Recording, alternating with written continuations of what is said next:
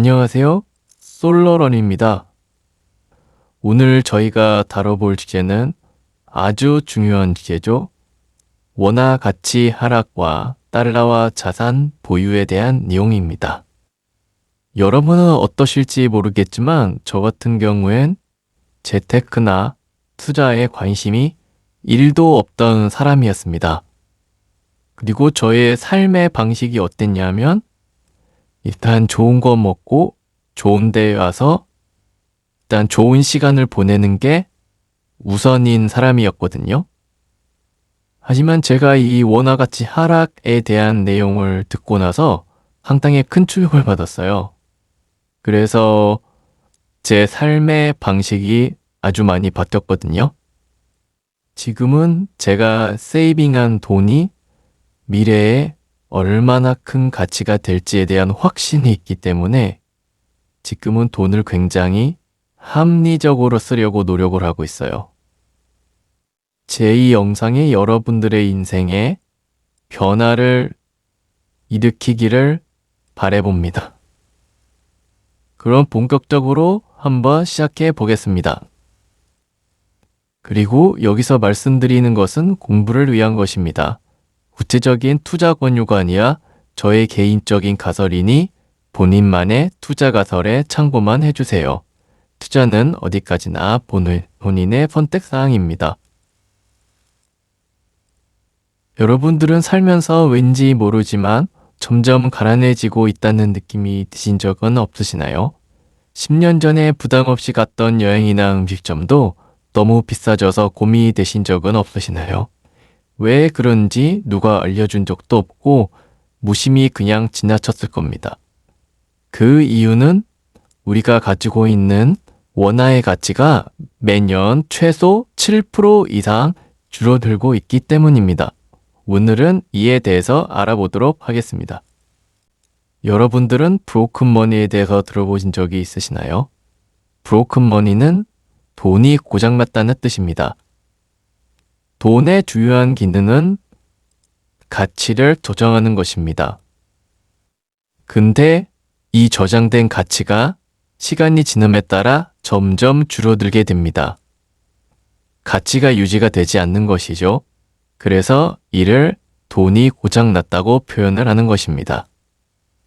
모든 법정화폐, 달러나 원화의 가치는 시간이 가며 줄어들게 됩니다. 왜냐하면 정부가 돈을 프린팅하기 때문입니다. 돈을 찍어내서 돈을 풀기 때문입니다. 이것은 막을 수가 없습니다. 이는 우리나라뿐만 아니라 전 세계 모든 국가에서 일어나고 있는 일입니다. 이렇게 돈을 풀면 인플레이션이 일어나고 물가가 상승하게 됩니다. 이렇게 돈의 가치가 시간이 감에 따라 자연적으로 줄어들음에 따라 사람들은 가만히 앉아서 조용한 강탈을 당하게 됩니다. 이게 돈의 조용한 강탈입니다. 그럼 돈이 얼마나 가치가 하락되는지를 한번 알아보도록 하겠습니다. 연평균 통화가치 하락, 달러의 가치 하락은 달러의 총 통화율 증가율입니다. 원화의 가치 하락은 원화의 총 통화 증가율 플러스 달러 대비 가치 하락, 곧 환율을 의미합니다. 총 통화 증가율은 보통 7%, 달러 대비 가치 하락은 5% 해서 총 12%의 원화 가치 하락이 매년 일어나게 됩니다. 총 통화 증가율은 쉽게 돈을 찍어내는 것을 의미합니다. 만약 3%짜리 예적금을 들고 있다면 매년 8%씩 가치가 하락하는 결과를 가져오게 됩니다. 여러분들 연금 많이 드시죠? 만약에 노후에 월 30만 원씩 주는 연금의 가치는 과연 얼마나 될까요? 여러분들은 한번 고민해 보신 적이 있으시나요? 저와 함께 한번 알아보도록 하겠습니다. 이를 알아보기 위해선 현재가 산출 공식을 이용합니다. 이 공식은 미래의 가격에 현재 가치를 산출하는 것입니다. 그러니까 미래의 이 가격이 현재에 얼마에 해당하는지에 대해서 계산하는 것입니다. 공식은 PV는 FV 나누기 1 플러스 R의 n승입니다. 여기서 R은 통화가치 하락, 아까 말씀드렸던 7%, N은 기간 30년, 30이 되겠습니다. 그래서 PV를 구해보면은 약 3.9만 원이 나옵니다.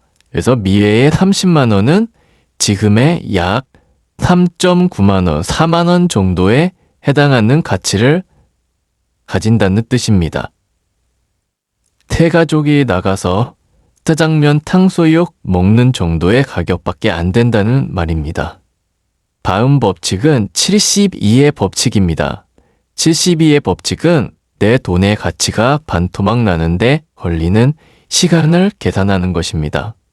하여 72 나누기 통화가치 하락 7% 해서 72 나누기 7 하면 10.2년이 나옵니다.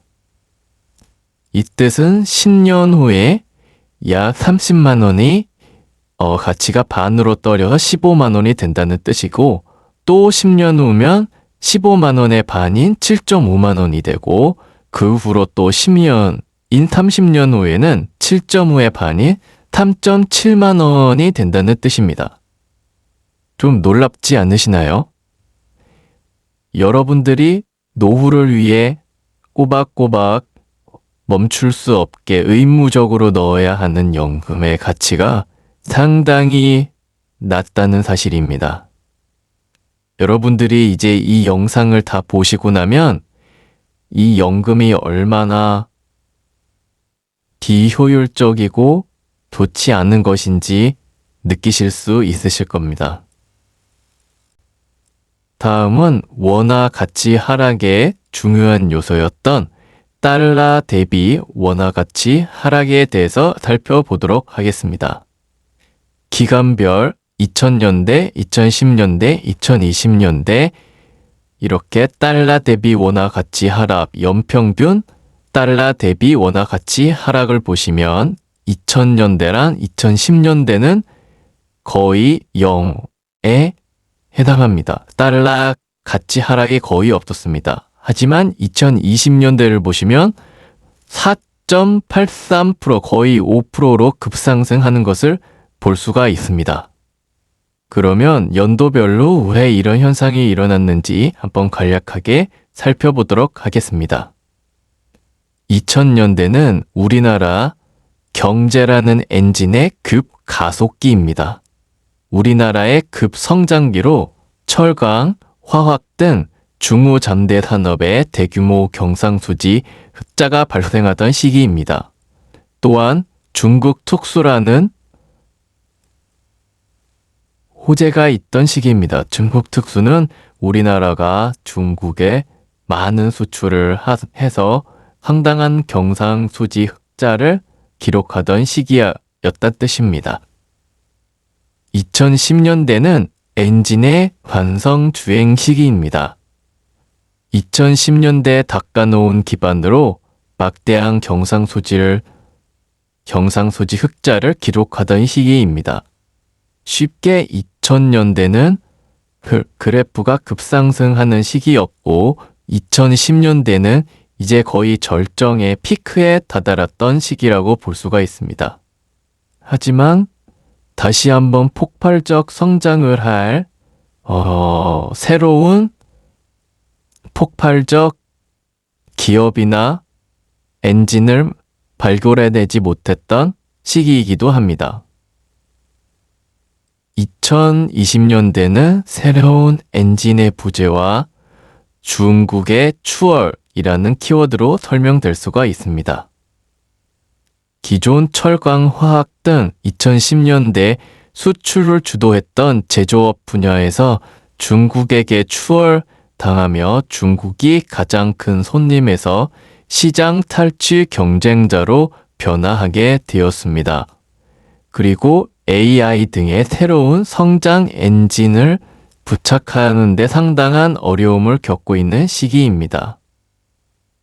여러분들이 기억하셨으면 좋은 것은 달러 대비 원화 가치 하락이 예전에는 거의 0%였는데 2020년대에 들어서 5%로 급상승했다는 것이고, 바로 우리나라의 경제 체력이 상당히 약화됐다는 것을 느끼실 수 있으실 겁니다. 그리고 지금 현재 삼성전자나 하이닉스 같은 반도체 기업들이 상당히 선전을 하고 있지만, 그 외에 다른 모든 중요 제조업들이 상당히 고전을 면치 못하고 있다는 사실입니다. 앞으로 우리나라 몇십 년을 책임질 성장 동력이 현재로서는 없는 셈인 것입니다. 다음은 달러 대비 원화 가치 하락 최근 연도별 데이터를 한번 살펴보도록 하겠습니다.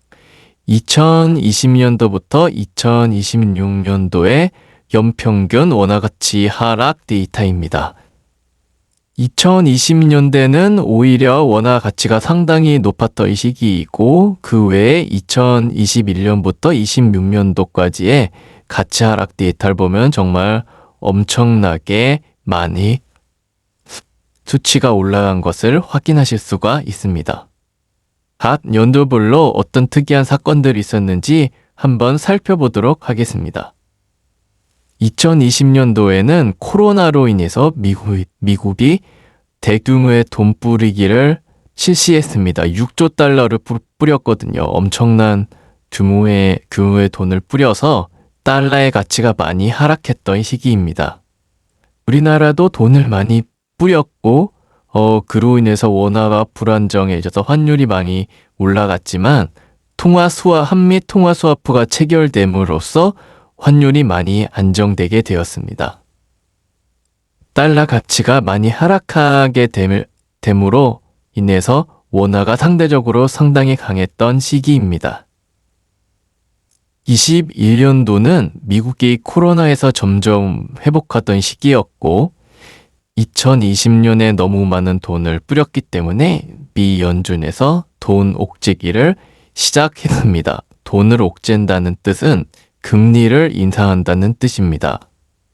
이로 인해서 세계의 돈들이 점점 달러로 모이게 되므로 달러의 가치가 상승하는 결과를 낳았습니다. 그래서 달러의 가치가 높아짐에 따라 원화 가치가 상당히 낮았던 시기입니다.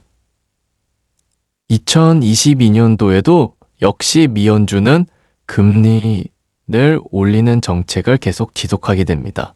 미 연준의 자이언트 스텝 및 러우 전대행으로 인해 에너지 가격이 폭등하면서 역시 전 세계의 돈이 달러로 모이게 됨에 따라 킹달러가 유지되게 됩니다. 그로 인해서 역시 원화 가치가 또 많이 하락하던 시기입니다.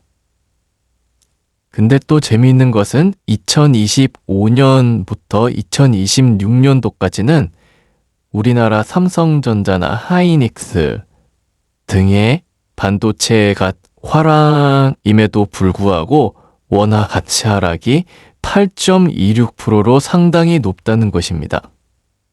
그 원인은 AI 열풍, 미국이 주도하고 있는 AI 열풍으로 기관 및 개인이 미국 주식에 대해서 러시를 시작했고, 우리나라의 주요 기업들도 미국에 직접 투자를 엄청 많이 하던 시기이기 때문에 달러 원화 가치 하락이 상당히 높았던 시기입니다.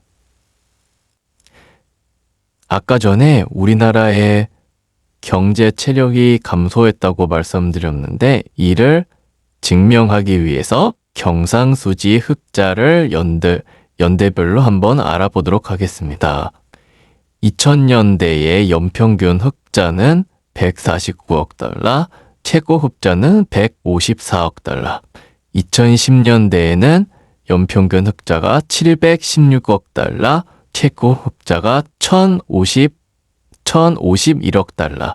2020년도에는 연평균 흑자가 706억 달러, 최고 흑자가 1230억 달러입니다. 2020년도에 연평균 흑자와 최고 흑자를 2010년 기준으로 계산해 보면은 2020년대에 706억 달러는 2010년 기준으로는 435억 달러, 2020년대 최고 흑자인 1230억 달러는 2010년대를 기준으로 하면 759억 달러입니다.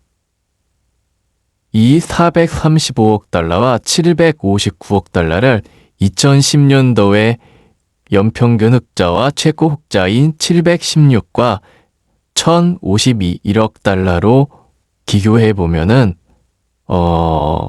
흑자가 약 38% 감소했음을 알 수가 있습니다.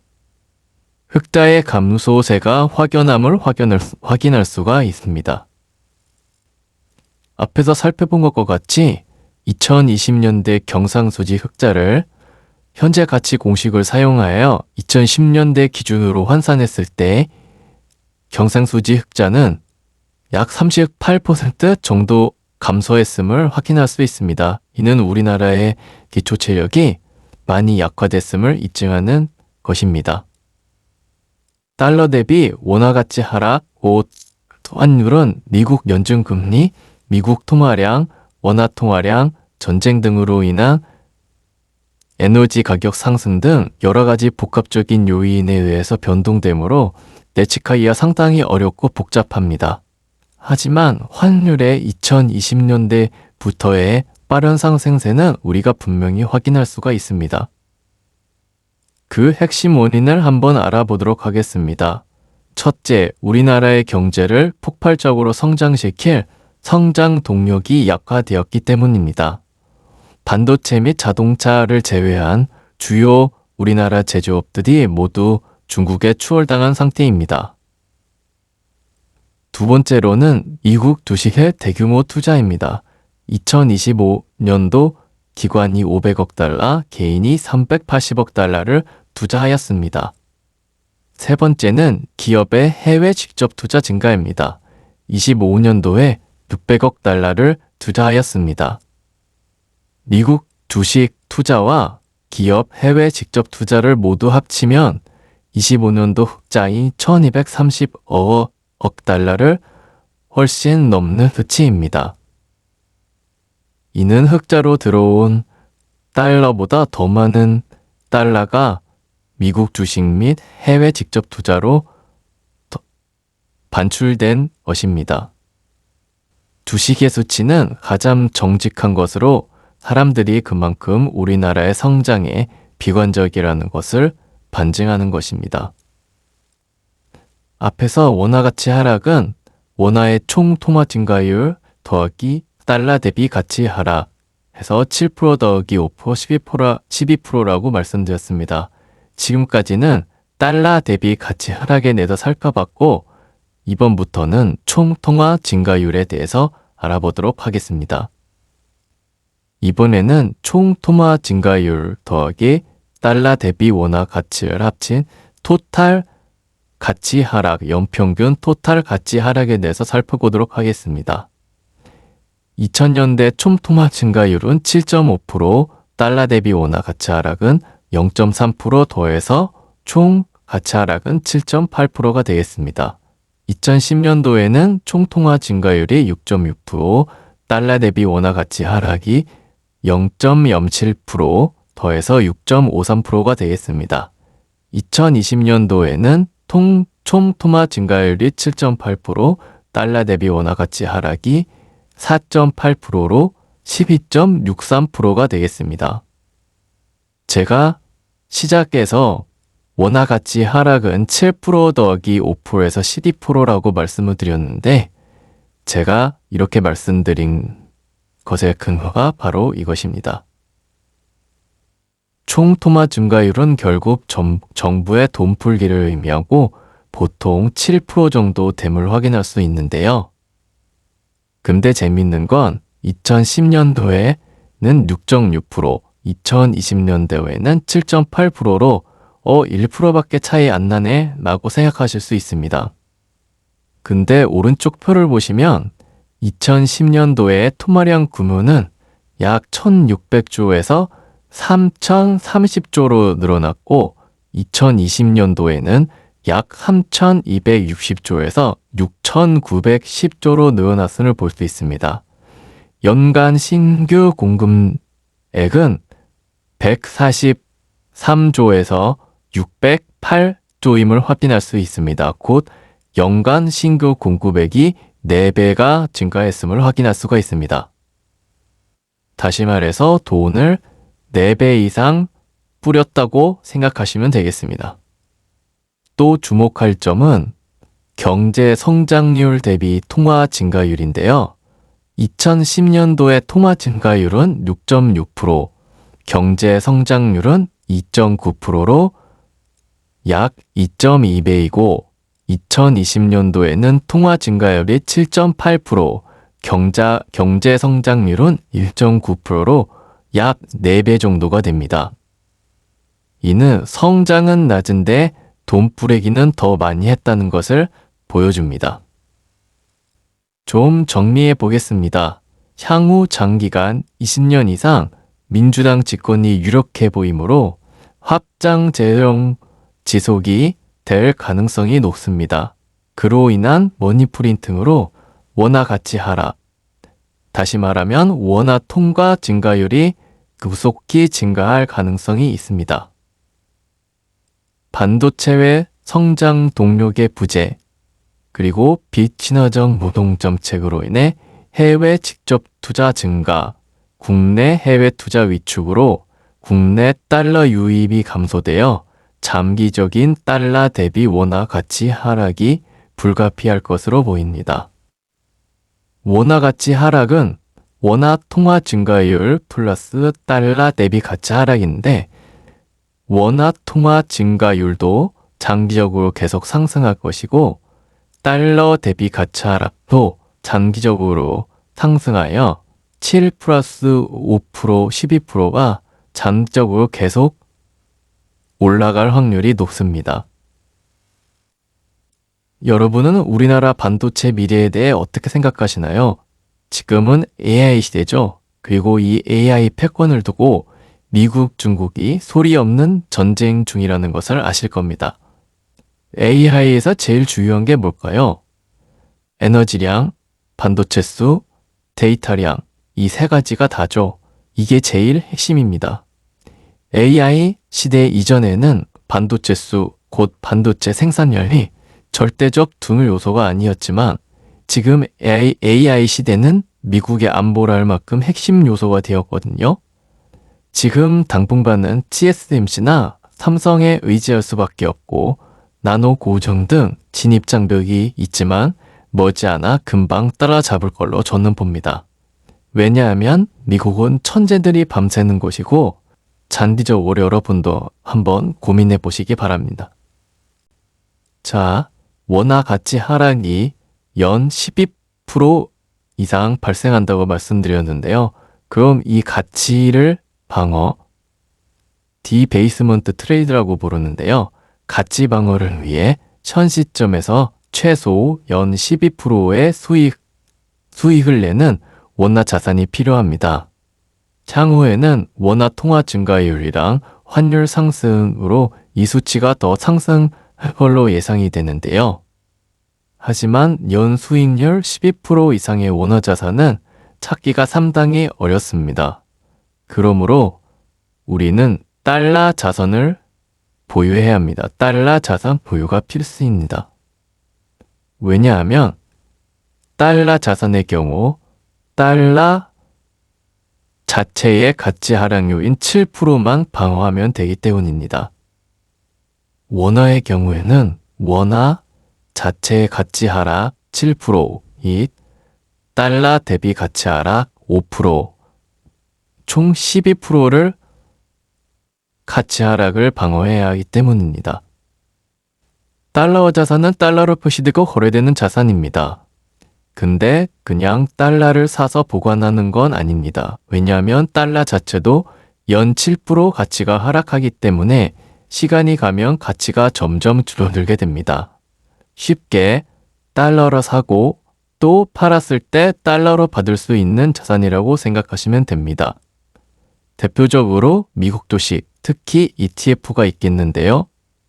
미국에 살지 않아도 핸드폰 하나로 달러와 자산을 가질 수 있는 정말 멋진 일인데요. 내가 산 주식이 우리나라가 아닌 미국 중앙예탁기관에 보관됩니다.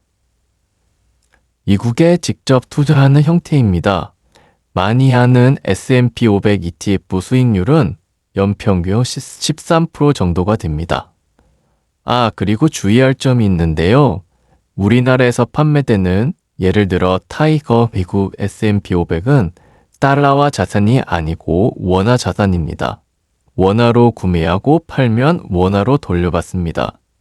그리고 환율 해지, 환율 방어가 되지 않아 그냥 5%씩, 최근 추세로는 거의 8%씩 수익이 자동으로 줄어드는 거죠. 제가 말씀드린 8%는 달러 대비 원화 가치의 하락을 말씀드리는 겁니다. 환율을 말씀드리는 거예요. 미국 ETF 투자는 바로 미국의 성장에 베팅하는 거죠. 지구를 바꾸는 기술의 대부분이 미국에서 나오죠. 천재들이 밤새서 일할 수 있는 곳과 반도체 주 52시간, 어느 곳에 투자해야 할까요? 간단하게 용어 정리해보는 것도 좋을 것 같아요. 생소하신 분들을 위해서요.